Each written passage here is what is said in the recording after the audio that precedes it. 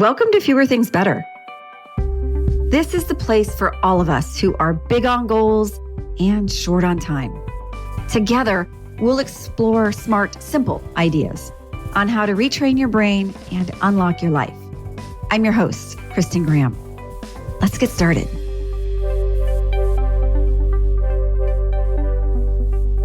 Today's episode is about our body's original operating system, the nervous system.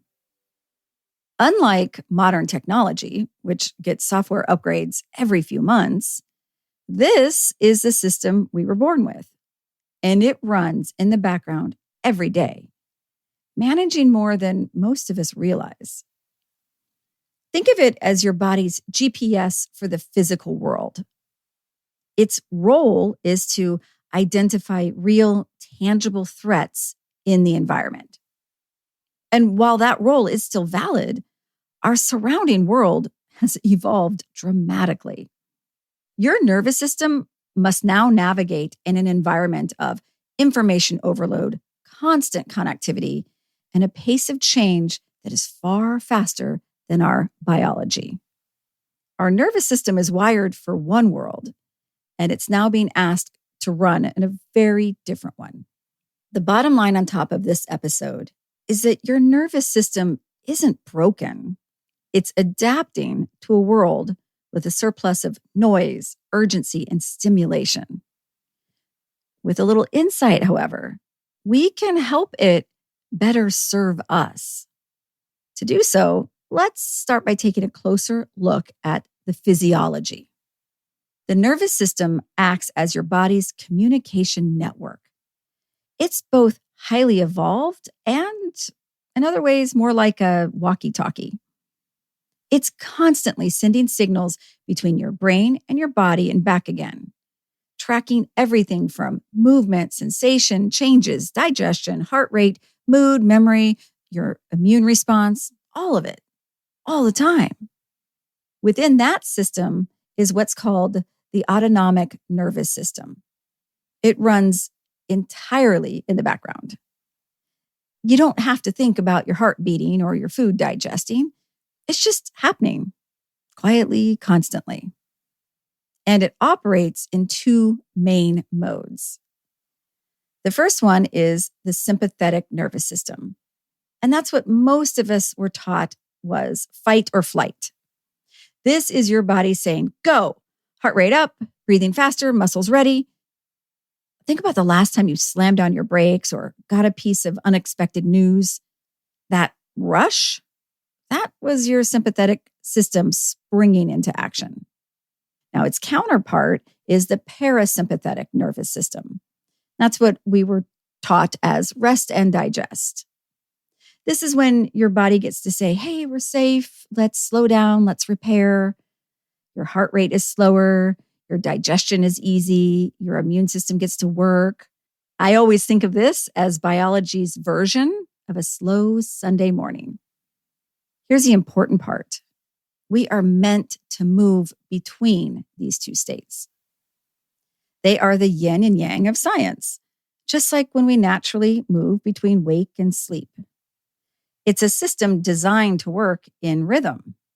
The challenge is that modern life keeps tapping the sympathetic system all day long.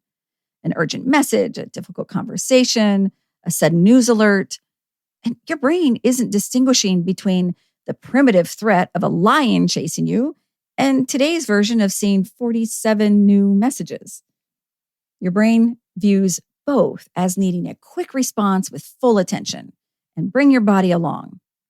And because we're spending so much time in that get up and go mode, we're not getting the full benefits of our parasympathetic system.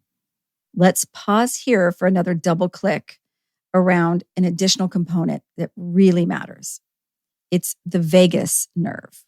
This is the longest nerve in your body, and it's actually a pair of nerves that start in your brain stem and travel down the right and left side of the body. It extends from the neck to the heart, to the lungs, and all the way through the gut. In fact, the vagus nerve contains about 75% of the body's parasympathetic nerve fibers.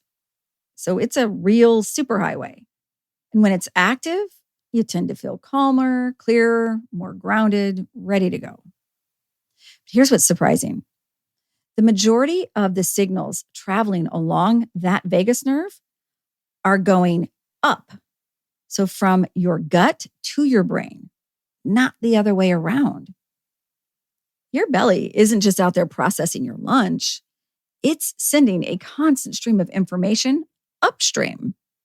And that's part of why you may feel the sensation of being nervous in your stomach. In fact, the word nervous shares a Latin root with nerve, meaning a cord. Your gut and your brain are in a continuous two-way conversation, and the vagus nerve is the line. Great. So how can these power players support you?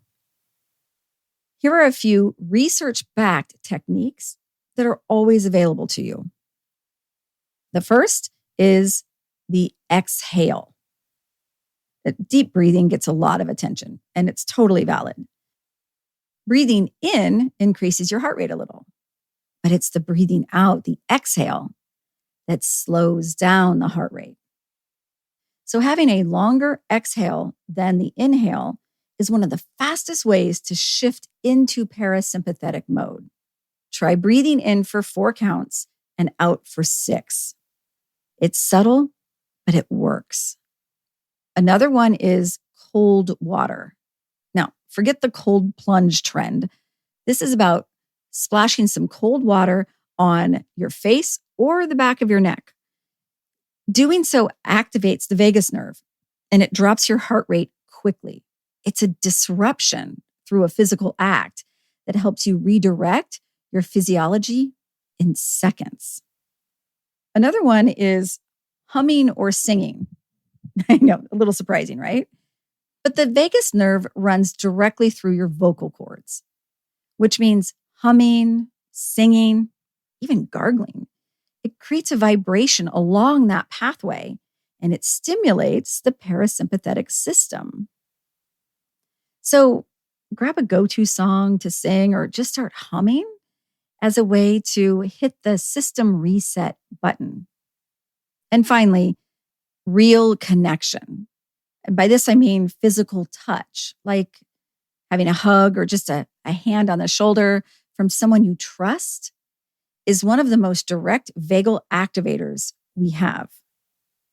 It signals safety to the nervous system almost immediately.